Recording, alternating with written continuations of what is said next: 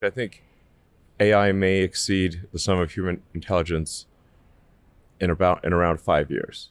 In 5 years? Roughly 5 years is my guess. Um, so there really won't be anything that AI can't do better than humans, apart from being human, perhaps. At a more prosaic level, what will life be like? The most likely outcome is an age of amazing abundance, where anyone can have anything they can think of. This may sound preposterous, but well, here we are in 2026. Let's see where we stand in 2036. Now, of course, there are things that could derail this, like a massive global thermonuclear war or something like that. But assuming that there's not World War III, I think we're headed for an age of amazing abundance. So this is, I guess, a message of optimism and excitement about the future. You're sure that humans will no longer be in control in 10 years' time? I think it is unlikely, in the same way that if you had a vastly more, the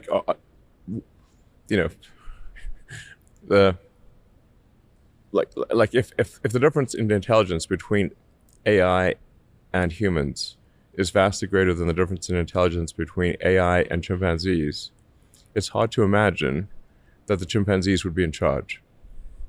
I'm really And struck we by are this. essentially an evolved form of chimpanzee. So it wasn't that long ago that we were swinging through the trees, eating bananas in the jungle. And we still eat bananas. You said there was a 10 to 20% chance of killer robots wiping out humanity. Yes. So you sounded worried then. Now you seem very relaxed about it. Have you changed your view? I still think there's risk associated with AI and robots. It's not zero. I guess I've come to my sort of philosophical conclusion is to look on the bright side.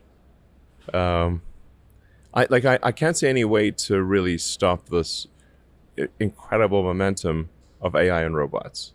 And at times I sort of think, well, perhaps, even if there was a stop button, we probably shouldn't press it, because the most likely outcome is incredible abundance for all.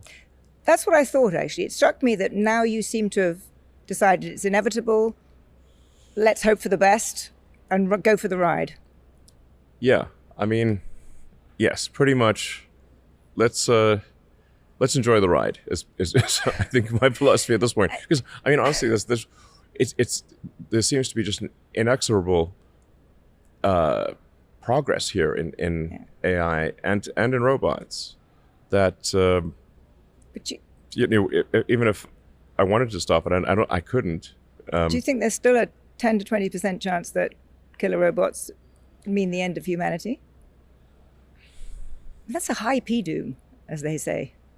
Well, in the long run, we're all dead, of course. So I mean,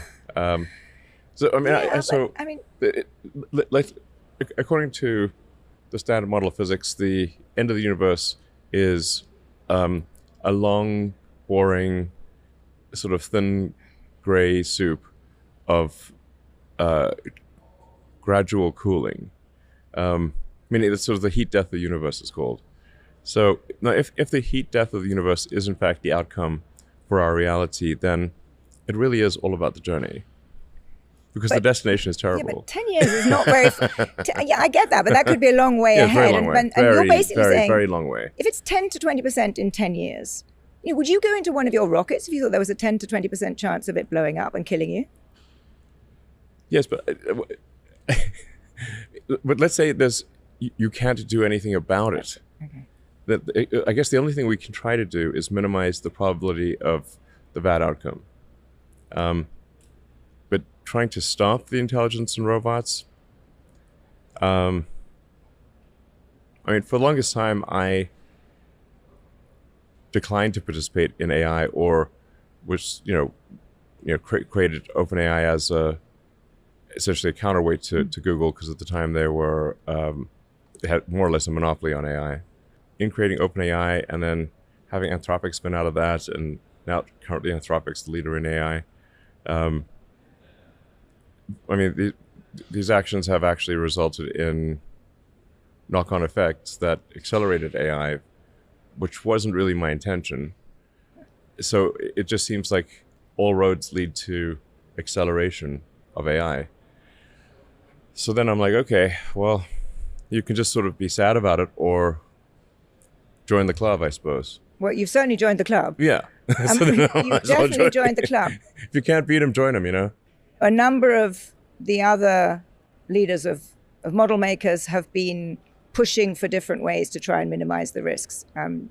Just last week, Demis Hassabis came out with a proposal for a private public regulator. Do you think you guys should be working more actively to get something in place to control the risks, or do you think that's impossible too? Yeah, my recommendation to Demis, because I talked to him for a few hours before he published his piece, was that the most immediate thing that we could do is to have the leading AI companies at least just meet. We'll have some sort of call once every few weeks and just discuss any safety and security issues. But why haven't you done that yet? I mean, you don't all like each other very much. Yeah, but you're not all. I mean, you're also all competing, right? You all want to be first. Yes, but that's where I think the competitors can keep each other honest. So meaning like if I think it's quite difficult for someone in the government who doesn't have a deep technical understanding and isn't driving the frontier of AI to know whether something should be released or not. However, the competitors, I think, can, if given sort of a week or two to review a new model, can highlight issues and have an incentive to keep all the competitors have an incentive to keep the others honest. So you'd have a system where the model makers would check each other's work.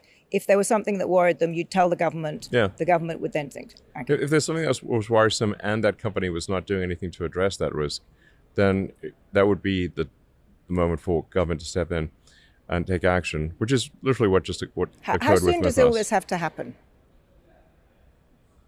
Well, I think it'd be good to do that, I think, immediately, really. Yeah, that's what people keep telling me. We have to get some kind of system in the next 6 months because of the pace at which the models are improving. Yeah, 6 months is a long time. So you think shorter than that? Well, I mean, there's so many AI breakthrough announcements, sometimes multiple per day. I mean, how many were there last week? A lot. I lost track. Yeah, a lot. Um, So you basically, whether it's Demis's proposal or others, you need to get together and get this set up kind of now, it sounds like you're telling me.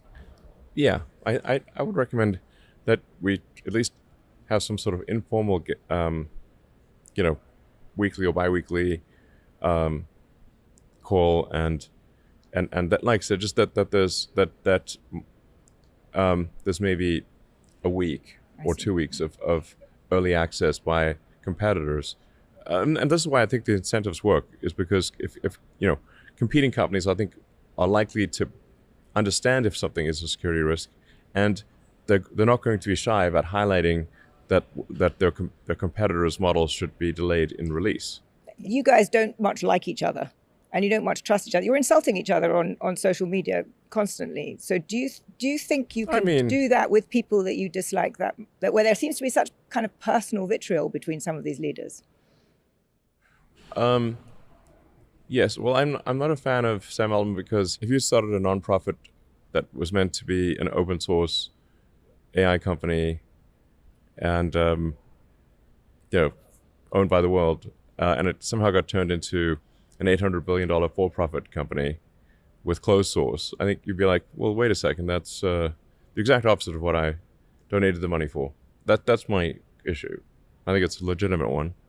And then Dario, I think, also is not a fan of Sam Altman, because he felt, in fact, the reason the Anthropic team left OpenAI is because they didn't trust Sam Altman. Otherwise, Anthropic wouldn't exist. They would still be at OpenAI. I think Dario is a very principled person. He cares about things a lot. cares about the future of the world. And I think everyone I've met at Anthropic so far has been, I'm like, no one set off my evil detector. You know, they always seem like they're well intentioned. And the road to hell is, I think, mostly paved with bad intentions. There are a few well-intentioned paving stones in there, so we don't want to be complacent. But at the end of the day, if we have to talk, we'll talk. I mean, set aside our personal differences for the good of the world type of thing.